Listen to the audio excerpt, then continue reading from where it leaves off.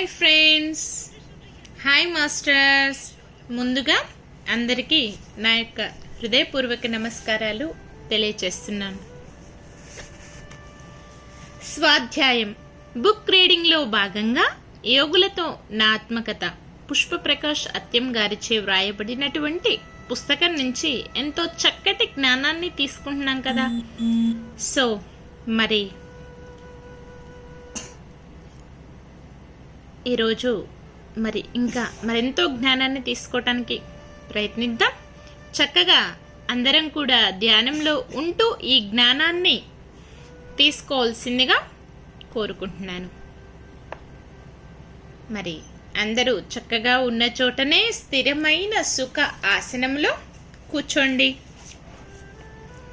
వెన్నుపూసను నిటారుగా ఉంచండి.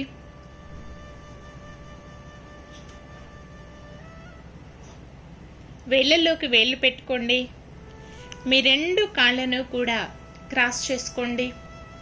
కళ్ళు రెండు క్లోజ్ చేసుకోండి.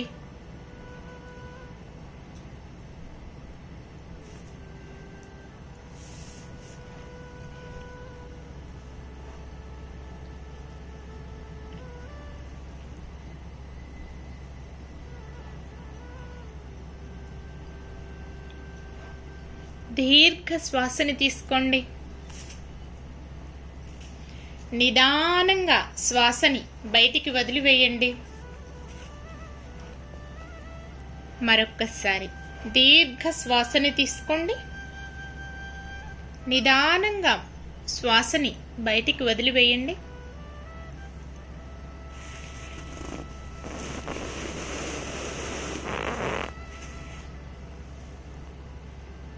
ఇంకొకసారి దీర్ఘ శ్వాసని తీసుకోండి.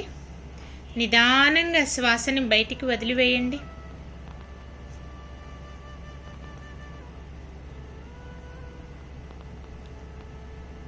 ప్రశాంతమైన మనస్సుతో, ఏకాగ్రతతో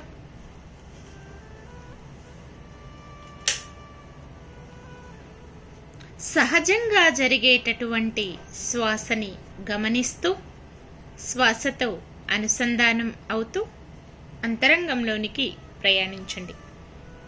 my dear masters and dear friends,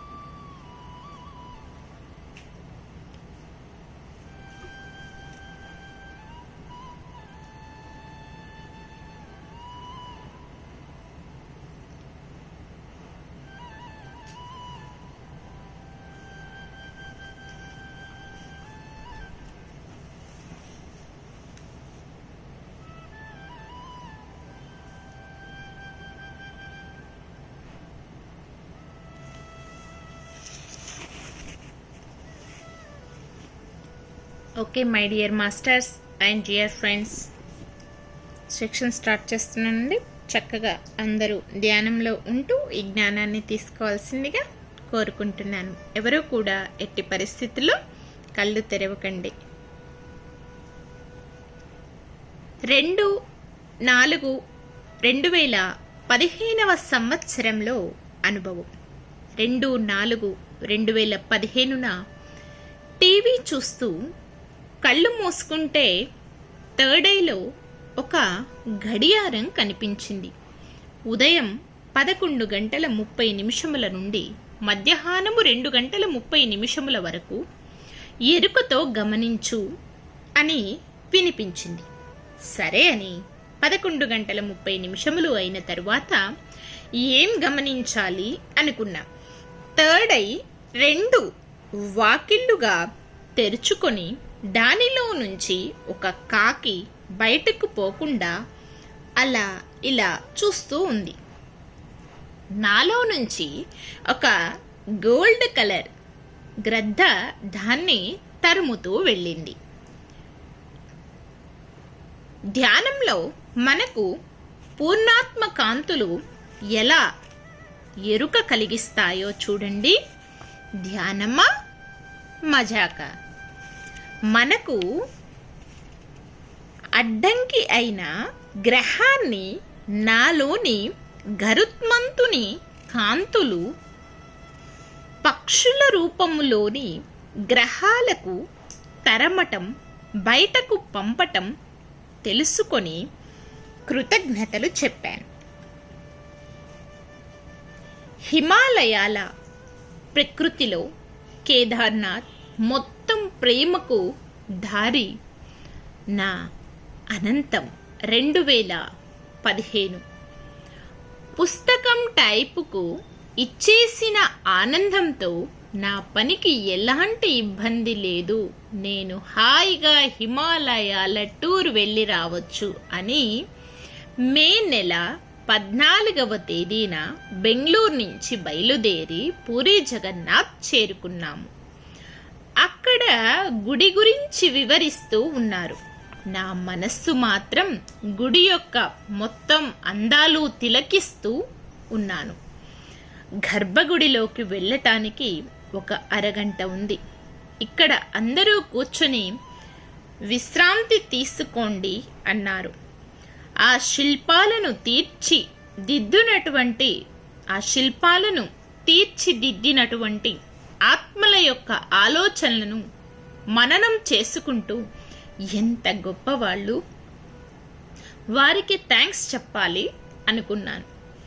ధ్యానానికి కూర్చున్న కొన్ని నిమిషాలలోనే నాకు ఎడమ భాగాన గోల్డ్ రింగుల ఒక కాంతి వచ్చింది. దానిలో ప్రవేశించా. అంతే, అందరూ వెళ్ళిపోయారు. తీరా లేచి చూస్తే ఎవ్వరూ లేరు. భాష రాదు, ఫోన్ లేదు, డబ్బు లేదు నా దగ్గర. సరే, ఎక్కడ వెతకాలో తెలియదు. ఒక్క క్షణం ఇన్నర్లోకి వెళ్ళా. ఏమిటిది అని. నీవే కోరావుగా ఇల్లు విడిచి వెళ్ళాలి అని సమాధానం వచ్చింది. అయినా నా నుంచి బస్ జనం టెన్షన్ తీసుకోవాలా? ఇది కాదు సమయం, ఇది కాదు అని నాకు నేను సమాధానం చెప్పుకొని 1.5 గంటకు వారిని కలవటం జరిగింది. అక్కడ అందరూ ముద్ర పడిపోయింది. ధ్యానమక్క అని అందరూ అడిగేవారు. అందరికీ ముద్ర పడిపోయింది ధ్యానమక్క అని అందరూ అడిగేవారు. ఎలా చెయ్యాలి ధ్యానం అని సమయం దొరికేది తక్కువ. వీలు చూసుకొని కూర్చోబెట్టాను. బస్లో వాళ్ళమంతా ఒక ఫ్యామిలీలా ఆడుతూ పాడుతూ ఎంజాయ్గా కలిసిపోయేవాళ్ళం. కలకత్తా, గయాలో మా వారు, నేను, మా అమ్మా నాన్నలతో పాటు ఎంతమందో ఉన్నారు కదా. అక్కడ తద్దినం చేస్తే పుణ్యం, ఇక్కడ పెడితే మరింక ఎప్పుడూ పెట్టే అవసరమే లేదు అన్నారు. వారక్కడ కార్యక్రమం చేస్తూ ఉంటే ఆడవాళ్ళు అంతా ఒక రూమ్లో ఉన్న నేను బయట కూర్చొని ఇది ఏమో గమనించాలి అని నాలో నేను పయనం చేస్తూ ఉంటే నాలో నుంచి ఒక కాంతిగల చెయ్యి ఒక గుమ్మడికాయ తొడిమెతో నా ఎదురుగా ఉన్న కొన్ని కారణ శరీరాలకు మెడ వెనుక భాగాన ముద్రించి దీనిలో ఒక గూఢ అర్థం ఉంది. విశుద్ధ చక్రం యాక్టివేట్ కాని వాళ్లకు ఇది ముద్రించబడుతుంది. అందుకే నిన్ను ఇక్కడికి రప్పించింది అని చూపించింది. నాకు ఒకటి, ఇంకా మా వారు ఎప్పటికీ తద్దినం పెట్టరు, అదే చాలు నాకు అనుకుంటూ నా గురువు మాట ఇదేగా అనుకుంటూ వెళ్ళా. తరువాత కాశీలో నా పర్స్ పోయింది. నాకు డబ్బే అవసరం లేదని ఇంకా ఎలాంటి టెన్షన్ లేకుండా హ్యాపీగా జర్నీ చేస్తూ అయోధ్యలో రాముడిలా నడక సాగిస్తూ రామ జన్మస్థలం చూసి అలహాబాదుకు పయనమయ్యాం. అక్కడ బస్లో నా డ్యూటీ ఒక్కటే, ధ్యానం. ఆగ్రాలో నాలో ఉన్న ప్రేమ ఆలయం తాజ్మహల్ చూపించి చివరకు అంతా ప్రేమే అని తెలుపుతూ ముందుకు వెళ్ళా.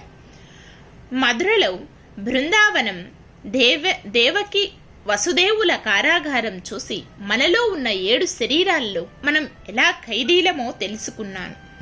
ఢిల్లీలో ఎక్కడికి వెళ్లకుండా మొత్తం శరీరాన్ని సమాధి స్థితిలో ఉంచి రాత్రికి అలా బయలుదేరి షాపింగ్ చేయాలని చేశా. అంతే. అమృత్సర్లో గోల్డెన్ టెంపుల్ చూసి నాకు గోల్డెన్ ఆరా ఉంది అని సంతోషించి జమ్మూలో మరి ఎక్కడికి వెళ్ళక నాలోకి నేను ప్రయాణం చేసి ఆనందం పొందాను.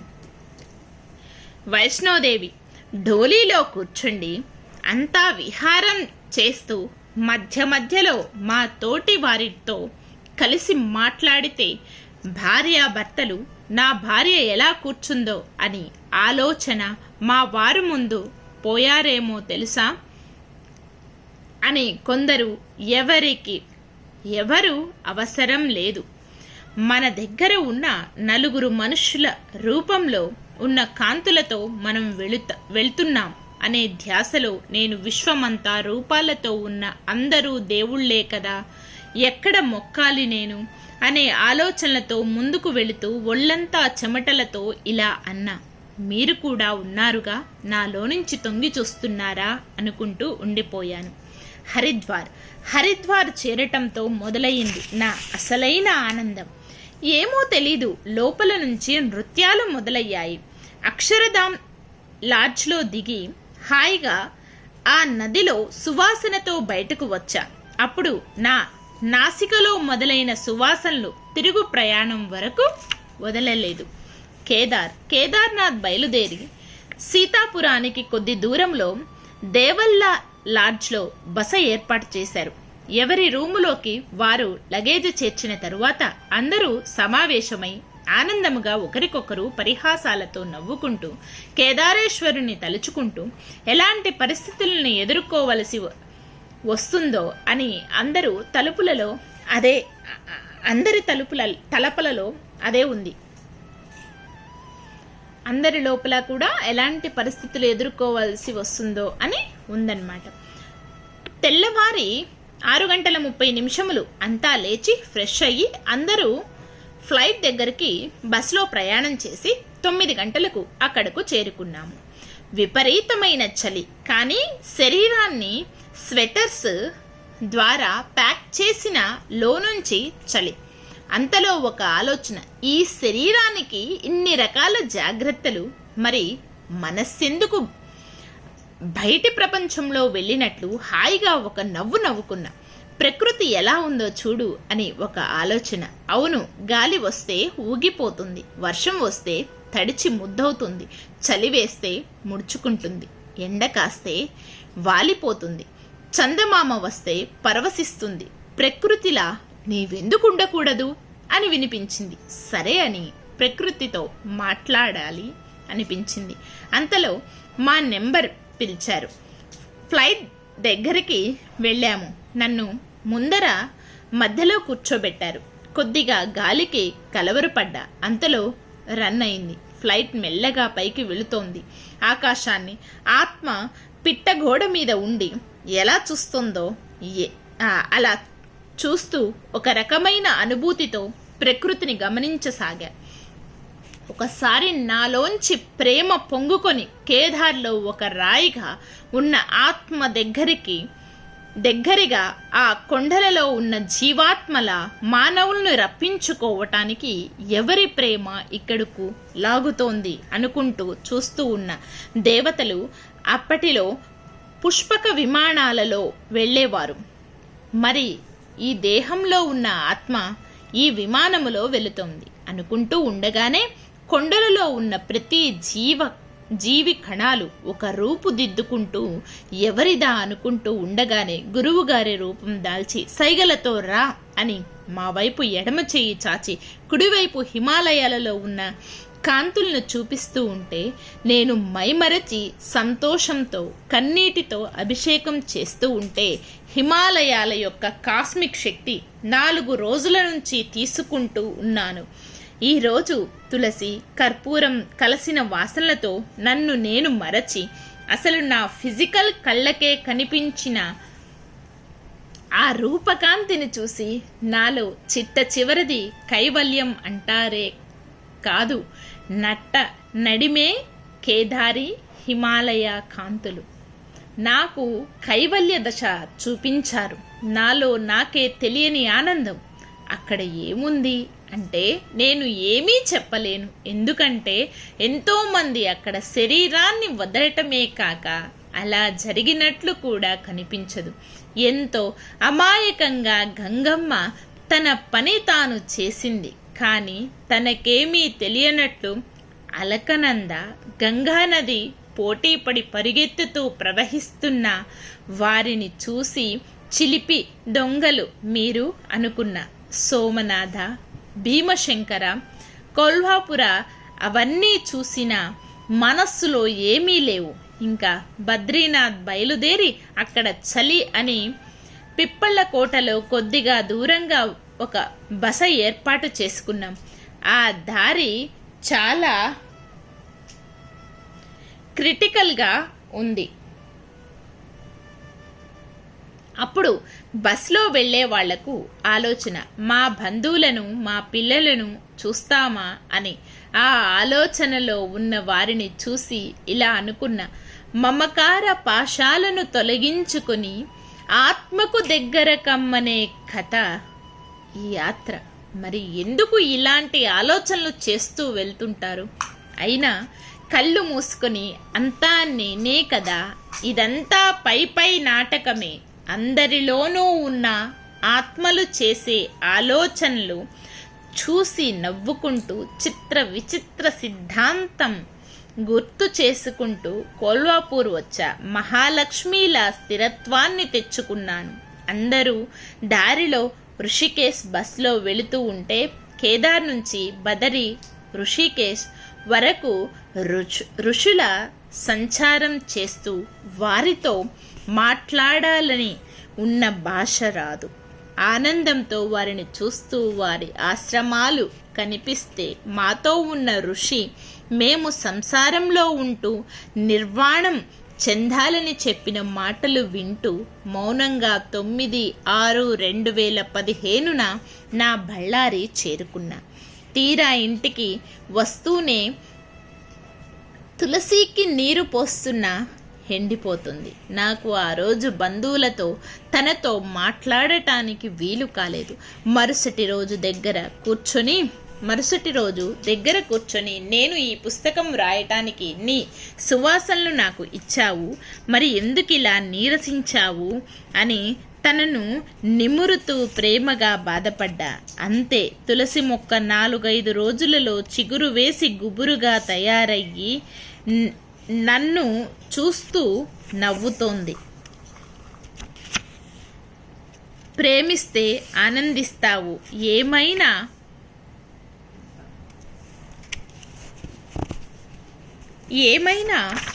ప్రకృతిలో అయినా నా కళ్ళలో 1,25,000 కొండలు, వాటి ప్రేమే నాకు కనుల ముందు కనిపిస్తూ నిద్రలో కూడా వాటితో మాట్లాడటం నేర్చుకున్నా.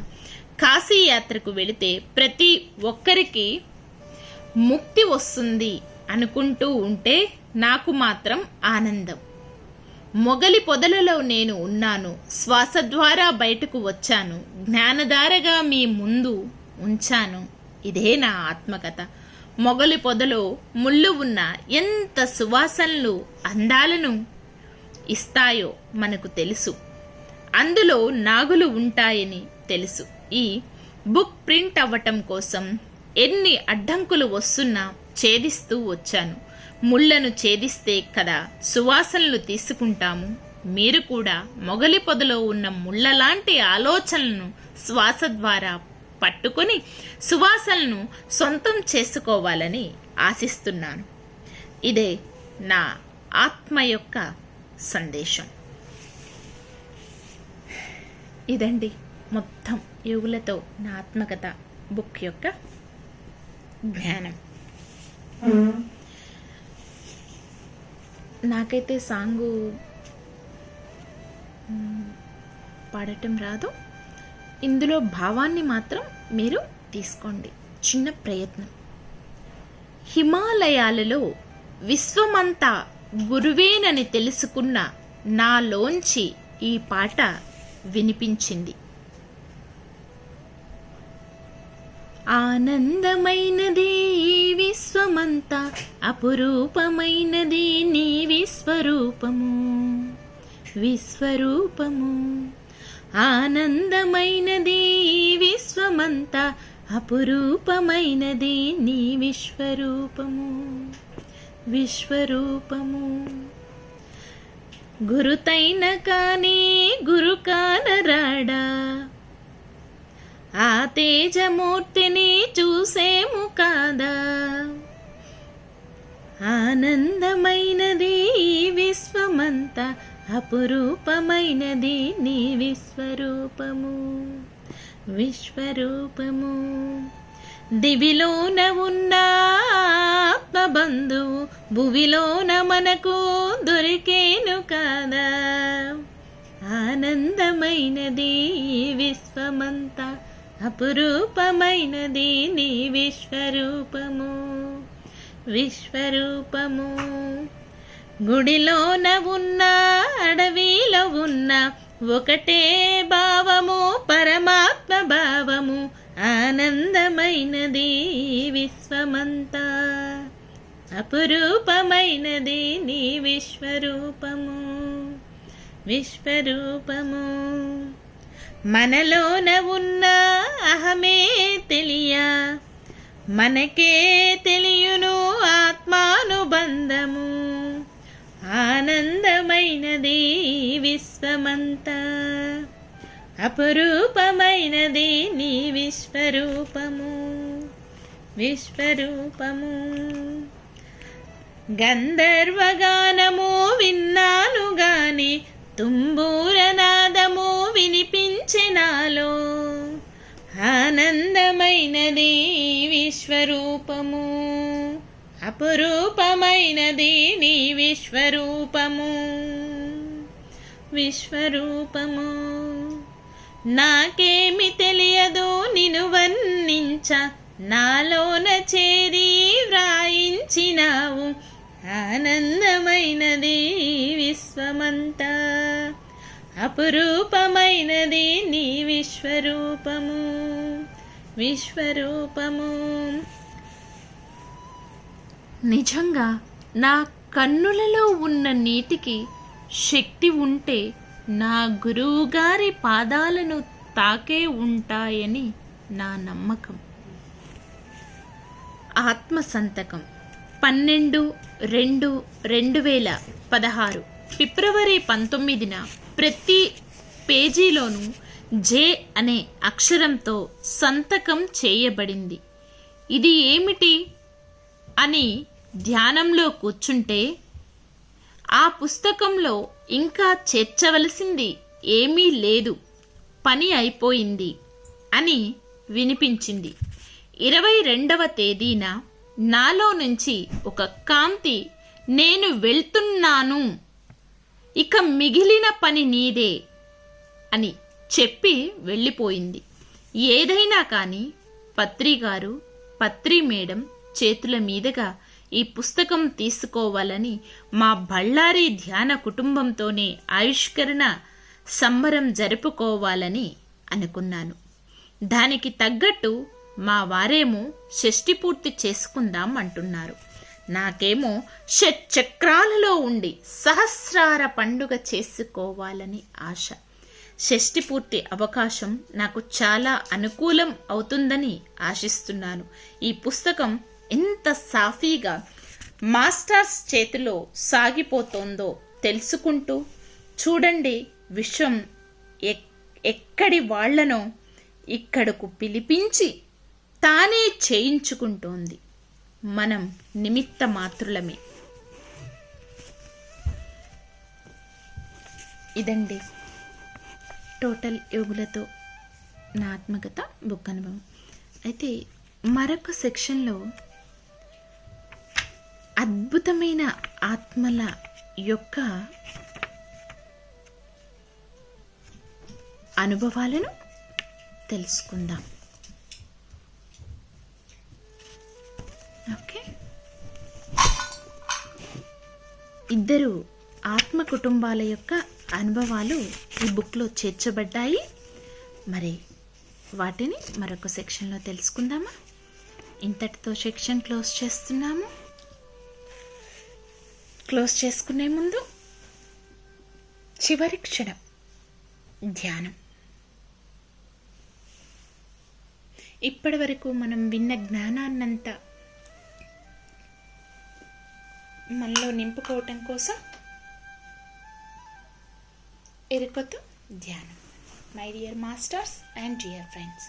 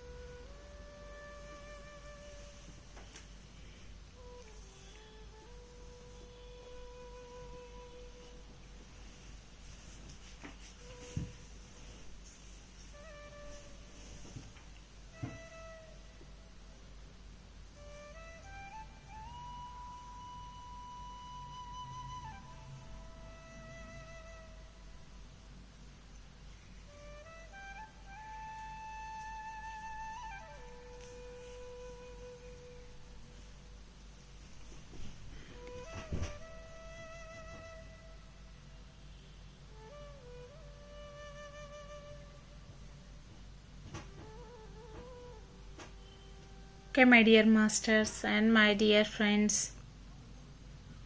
ధ్యానం కంటిన్యూ చేసేవాళ్ళు చేయండి.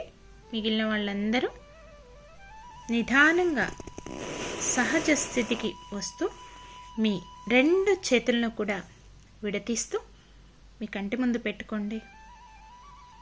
5 4 3 2 1 0. మీ రెండు చేతులను మీ కంటికి ఎదురుగా పెట్టుకొని నిదానంగా కళ్ళని ఓపెన్ చేయండి. Thank you, thank you, thank you. ఇప్పటి వరకు సహకరించిన అందరికీ అన్నింటికీ నా యొక్క హృదయపూర్వక కృతజ్ఞతలు తెలియజేస్తున్నాను. Thank you everyone, love you everyone, thank you to all, love you to all, thank you universe, love you universe, thank you, thank you, thank you. సర్వేజన సుఖినో భవంతు. మరి ఇంకొక లాస్ట్ సెక్షన్ ఒక 10 to 15 minutes ఉంటుంది. ఇద్దరు ఆత్మ కుటుంబాల యొక్క అనుభవాలను తెలుసుకొని ఇంతటితో యుగులతో నా ఆత్మకథ కంప్లీట్ చేసుకోబోతున్నా. మరి మరొక కొత్త బుక్ యొక్క జ్ఞానాన్ని తీసుకోవటానికి మళ్ళీ ప్రయత్నిద్దాం. Thank you, thank you, thank you.